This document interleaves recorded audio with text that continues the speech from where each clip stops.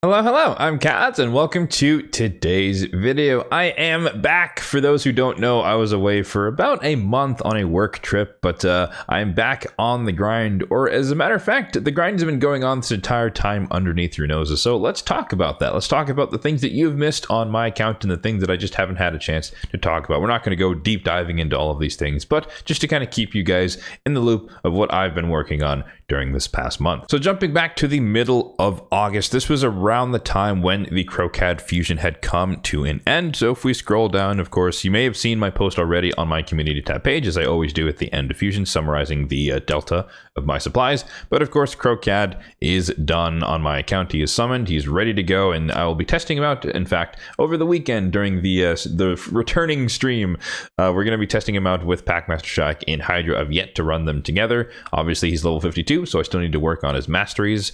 For the time being, I have some of them done, but he's not fully done, so that's still a work in progress as well, pending availability and bandwidth to work on masteries. But he is built, he's ready to go. Packmaster as well is built, both of them are summoned, and yeah, it'll be interesting to see what they can do on my account. I've seen what they can do on other people's account, but I guess a sneak preview, he is in a 6-piece merciless set. But more importantly, relative to that time period, there was also the Orc's Path, which did require some shard pulling as well as I guess some credit relative to Dungeon Divers. So I did, of course, as you can see here, go for the 5-star soul. I already had Packmaster Shack for a long time sitting in the vault, or sitting in the portal of the unsummoned, as I like to call them, and so I had him, so I didn't really need a duplicate copy of him, obviously, and of course that was really expensive, just because the soul and the champion were completely on separate paths, which was kind of a bummer. I guess for those who kind of wanted to do both, it was really expensive, but I only needed to do one, so I opted to go that route. So in terms of shards in my account at that time, I pulled 140 ancients, which is a pretty decent amount,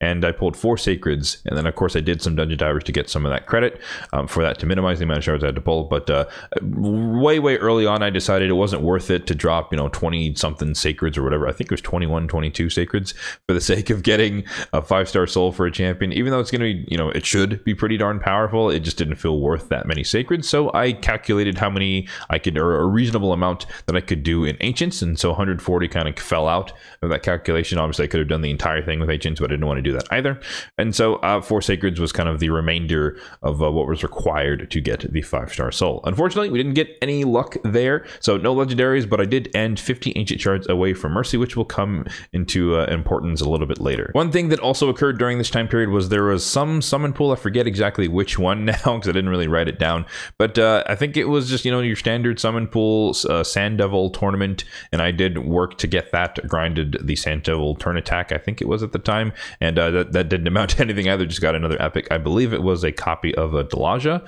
Maybe it was a Lizardman summon pool, I forget exactly. But yeah, just empowerment for my epics, and that's all that came out of that one.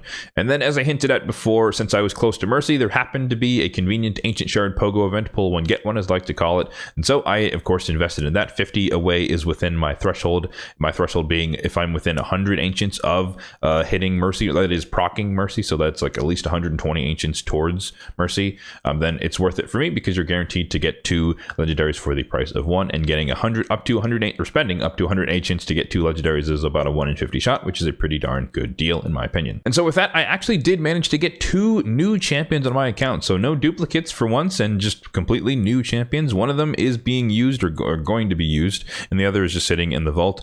But I did manage to get Queen Ava as well as Shemnath. Now I believe Shemnath, the Statue of Liberty, she is somewhere in the vault here. I don't exactly remember where, we probably passed her already, but she's somewhere.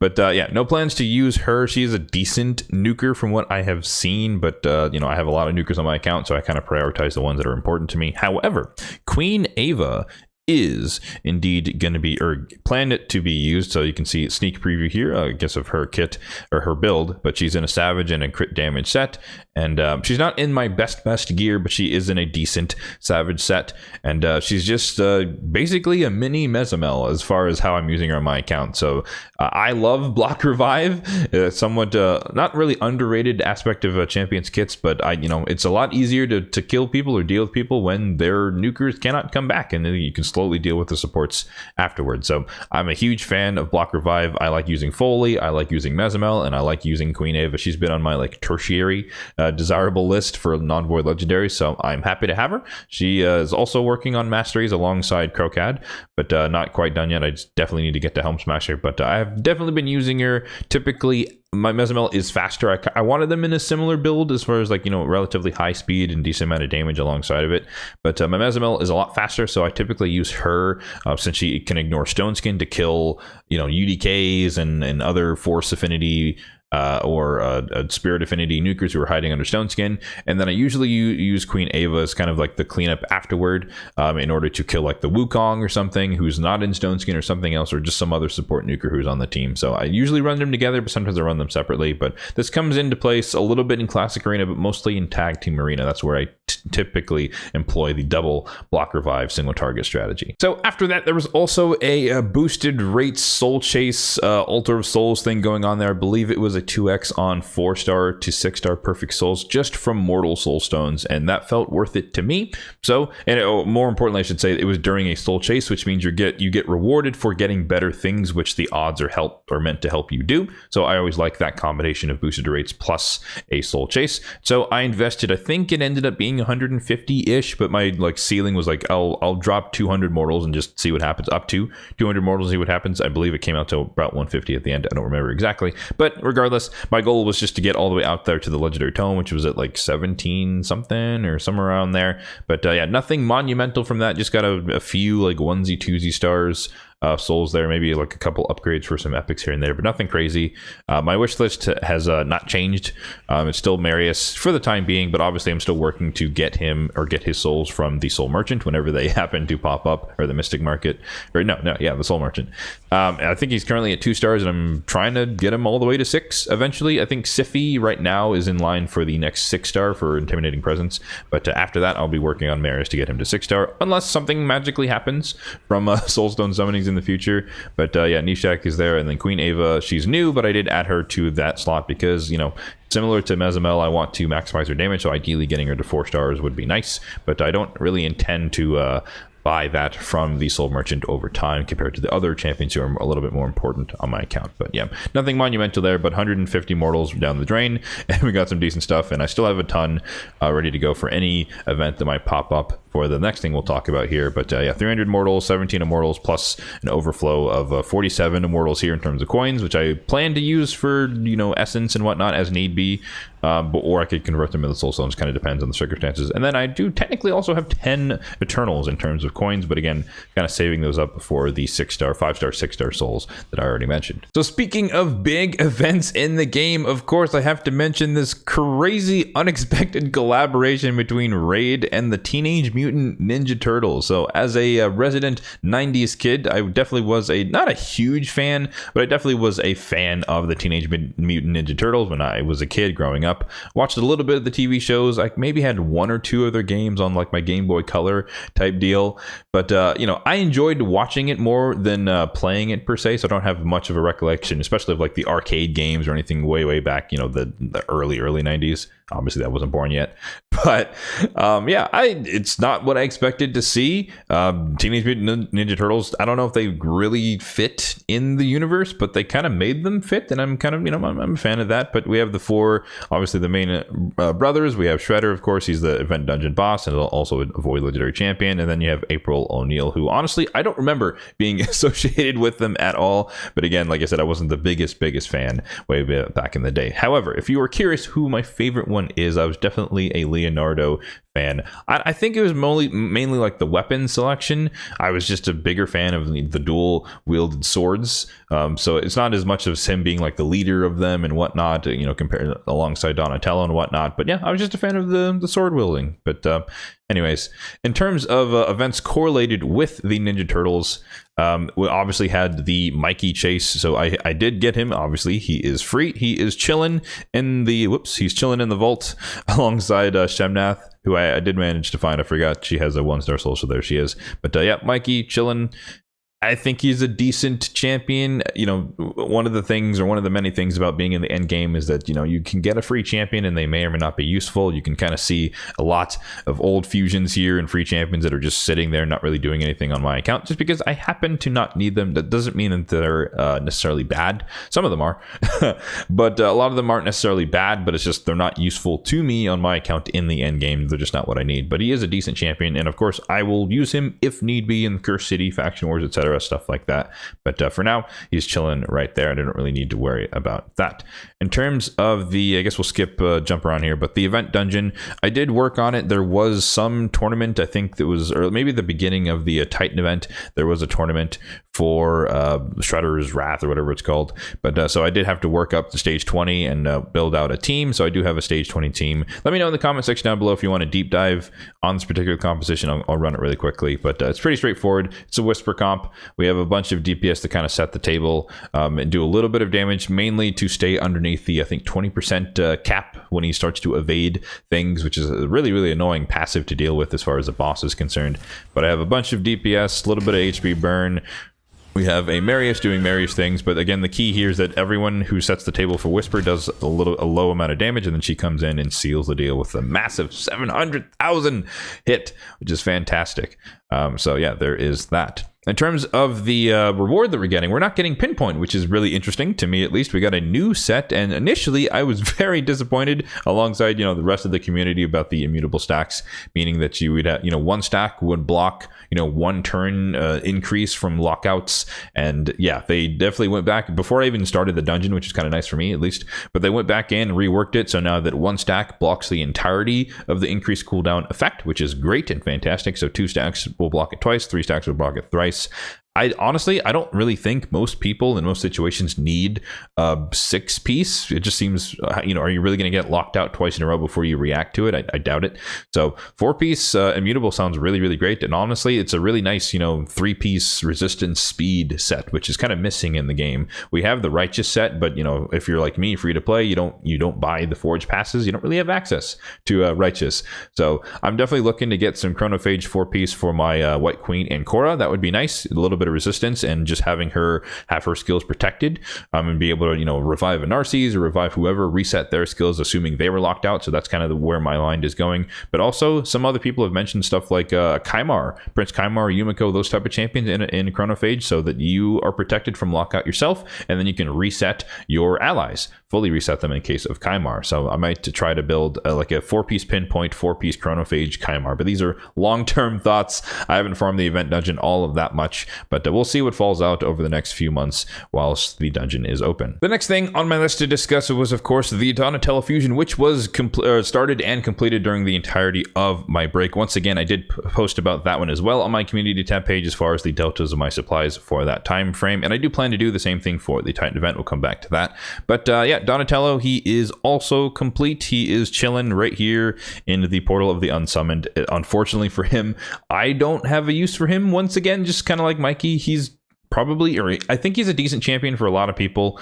He has a pretty strong passive that can kind of help protect one person on your team, and the resetting thing is nice for, you know, a lot of people relying on Renegade. They don't have a Kymar, Yumiko, something better for an AoE cooldown reduction type ability. 2 turns is nice, so he has a lot more utility than a Renegade. He's a lot more survivable. He can be more of a healer support for your team, and so I think he's definitely an upgrade for any type of mini reset composition for a lot of people. Again, I happen to not need him for that purpose. I am lucky enough to have a Kymar on my account, so I have a full reset as needed for a PvE styles of content. So once again, he's not useful to me in my particular circumstance in the end game, but that does not mean that he is a bad champion. And just for future reference, in case I do happen to disappear for some time frame in the future, my spreadsheet here, I always update it regardless of my presence on YouTube here. So Donatello the fusion, I was still tracking that as far as all of the events and tournaments, the calendar, the days, and all this stuff, as well as the supplies that I used for the fusion. So you can see here I did another shardless champion chase. So I used a bunch of fragments, including again, I talked about this in the wrap-up post for the fusion itself, but I pulled a Kro'Khad and Packmaster, so that was a decent amount of points. And so I just did a bunch of free fragment stuff summoning to get to the 3,000 points. So that was pretty easy. You can see, you know, I spent decent amount of silver, what, 60 60-ish, slightly under 60 million silver. And then for the Summon Rush, I kind of min-maxed it and did hashtag mysteries for Maud. So 4 Sacreds and then a 1200 mystery shards. But yeah, unfortunately, I did plan to, for whatever the next fragment summon was, I did plan to do like a time lapse or some type of recording for the mystery shards, just to kind of show how long that actually takes to summon a decent sum of mystery shards. But of course I wasn't here for that one, so I couldn't make that video. But once again, let me know in the comment section down below if you would like to see some sort of probably 2x speed or something video of showing how long it takes to actually do a bunch of mystery shards, just in case that seems like a daunting task. It's not, I will admit to, but nonetheless people might feel that way. But yeah, if you're ever curious about any of the previous fusions dating all the way back to Python, I have those cataloged here in this spreadsheet as well, which will be linked in the description box down below. So the final thing to discuss is of course the ongoing event, which is the Smart Fella Titan event, which I assume is a title or named from the vantage point of Mikey towards Donatello. I don't know, but nonetheless, I am going for the Titan event as usual. Even though, like I mentioned, I don't really plan to use the champion himself. I do like to collect 5-star souls just in case they need to be used in the future. So I do plan to go all the way out there to milestone 5, as I usually do, 1500 points out of the 1750 total. So there is still some bandwidth to skip 250 points as usual. My usual justification for these is that I do want the mythical tome anyways, and if I'm going to go all the way out to 1400, I may as well go all the way out to 1500. It's kind of my logic there. But of course, you know, as usual, you guys can pick and choose how far you want to go with this. I think a lot of people may stop at milestone 4, but I mean, you know, legendary tome is decent. There's actually 2 legendary tomes, which is kind of cool. But if you're going for like utility, honestly, the 3-star soul, if you don't want to go all the way up to 5, the relic isn't amazing in my opinion, the legendary or the epic one. So if you really just wanted the soul for your Donnie and you do plan to use them, I probably would just stop at the 3-star soul, honestly, if you wanted to kind of save your resources. But like I said, my plan is to go all the way out through milestone 5. Thus far, I have obtained all of the points that have been offered, at least for the expired events. Some that are still ongoing, I still plan to finish them.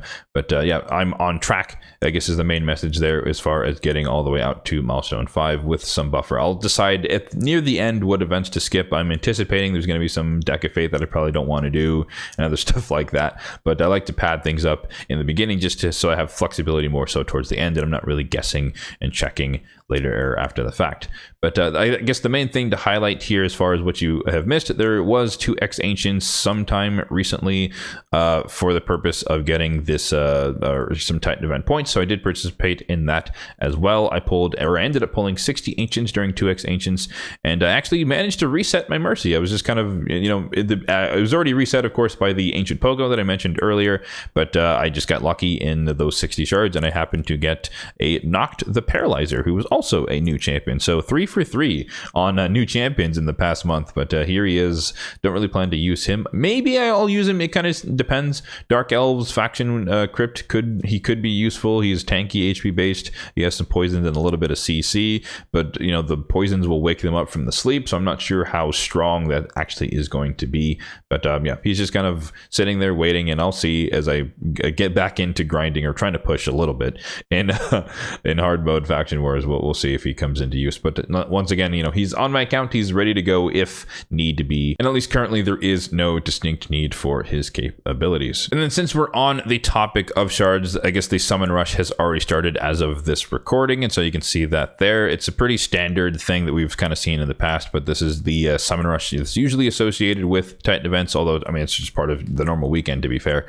But there are some Titan event points, 200 up for grabs at the typical milestone of 3500, so 7 Sigras worth of shards. So I do plan to participate in this, and I don't even think I've made my selections yet as far as the progressive chance. We could do that together, but I've mentioned this a few times, but at least on my account, Kro'Khad is now my #1 most wanted non-void legendary, so I would like to get him if we happen to get lucky. And then Rector Drath, I think she's currently at +3 on my account, so I would like to get her to +4 just for the sake of fully empowering her. I guess that's another thing to mention, small thing, but the last 2x Ancients, I just somehow got lucky in terms of obviously the legendary, but I think 4 epics that I had pulled during that 60 Ancients were all the epics I needed to +4 different epics. So that was kind of insane, just the coincidence of getting the 4th copy of or the 5th copy of 4 epics in that 60 Ancients. But yeah, that's exciting. But stay tuned for this video. Probably be waiting until Sunday afternoon or whatever to do the summons for this one, but we'll see if we get lucky. I guess in terms of, I guess a little bit more to mention on shards, I'll highlight where my Mercy is currently, because I did mention that it kind of changed a little bit. So this is the current status of my Mercy tracker. This will also be linked in the description box down below if you'd like a copy of this for yourself. But you can see here, we are not in Mercy for Sacreds, but we'll probably get there. So that's not a guarantee of a legendary. Well, it'd be great if we did get a progressive chance event, obviously the proc, but 7 Sacreds will put us into Mercy. So worst case, we'll be set up for a Sacred Pogo, which I would not mind getting, another a set of 2 legendaries. We'll see if that can amount to something in the future. Void shards, you can definitely see that we're kind of in limbo land towards the end of Mercy. So I'm probably going to be holding off on pulling void shards for the time being. We are 54 away from entering Mercy, meaning that we are 74 from being guaranteed a void legendary. So we're close enough that it's probably worth it, 70-ish voids, for me to invest in a progressive chance events for some of my most wanted void legendaries. In this case, that would be Queen of Hearts and or Marichka. Probably, I think Queen of Hearts kind of takes the cake a little bit, just because I would like the capability of kind of threatening those speed teams that kind of destroy me at the moment, and just have them think a little bit harder about just speeding up, or turn meter filling and buffing up, and just trying to have a cut in Queen of Hearts that doesn't have to be in supersonic. So that'd be kind of cool, a little disruption for a lot of my enemies. And thinking of live arena specifically, but also again tag team arena, I do like to focus on that and maintain my gold 2 status. So, but so one step below that would be Marichka. But I think I'll just be waiting as long as possible, I guess, for a Queen of Hearts progressive chance event, and then I'll try and pull 70 voids and see what happens if we can get her. But in terms of ancients, you can see there once again we reset it with the getting of Noct the Paralyzer, so we're sitting there at 23, long ways away, so I'm not worried about that one. But I guess that one's just waiting for the next 2x ancients to pop up. And then primals, I think we have a fake 2x on primals this weekend, so it's a boosted chance for just epics and legendaries. But yeah, that's not enticing to me at all. I do have a decent amount of them, but until it's a full 2x on primals, I have no intention to do anything with that. So I believe, let me just confirm that I'm correct there, but yeah, 2x chance on epics and legendary champions, that's not what people want, so I'll keep holding on to them. I have 56 at the moment. We'll keep waiting until it's a true 2x on primals, so epics, legendaries, and mythicals, and then we'll go from there and see what happens if we can continue our streak as the mythical whisperer. Oh, and one more thing to mention about the spreadsheet, the fusion plan spreadsheet. Let me know in the comment section down below, guys, if you would like to see an equivalent of this for Titan events. Obviously, there's no publishing of the schedule ahead of time, but as I do or participate in every event, I could add them in a similar style of spreadsheet and make a de facto calendar after the fact, so that way we can kind of look back in history and see what previous Titan events have entailed and project what they might include in the future. So let me know if that's something you're interested in. I could build up that for this particular one. It might be tough to go back, but maybe for the next Titan event, I'll kind of go through and document the events as they happen, and that way we kind of know, or we might have a history of the typical milestones and trends that have occurred for Titan events. So let me know in the comment section down below if you're interested in seeing that added to the spreadsheet for the fusion plans, as well as the other various tools in this particular spreadsheet. All right, so I think you are now fully caught up with everything that's happened to me over the past month. Let me know in the comment section down below if you have any other questions about anything that I may have done, or strategies and tips and tricks that I may have used over the past month or so that you may have not been privy to, because there was no specialized dedicated video for it. And I'll try to respond to your comments in the comment section down below. As I mentioned at the top, I am getting back into the grind of things, including making videos, so expect some cool videos coming up fairly soon, and obviously the return to streaming every Saturday morning, 10 a.m. Pacific time on YouTube as well as Twitch. We do multi-streams here on the channel, and as I hinted at before, yes, we're going to be testing out Kro'Khad and Packmaster and Hydra. Hard or brutal, whichever one is more optimal for the team that I have in mind. We'll kind of see and play around with that. Is it better than my existing teams and whatnot? And I'll also be seeing if it's possible for me to push a little bit higher in the event dungeon and see what I can do there. I anticipate, from what I've been hearing through the zeitgeist, that stage 30 once again is pretty tough, especially with Shredder's abilities and his passive. So I'm not anticipating being able to build a stage 30 farmable auto team, but maybe I can push to stage 25 just for a little higher gear quality. We'll see. But yeah, tune in for that on Saturday morning, and we'll see what we can get up to. It's definitely good to be back, and as always, if you did enjoy this video, then be sure to hit that like button down below. It really does help out the channel, and feel free to hit the subscribe button down below as well if you are enjoying the content overall on this channel for more content just like this one in the future. Thanks for watching, and have a good one.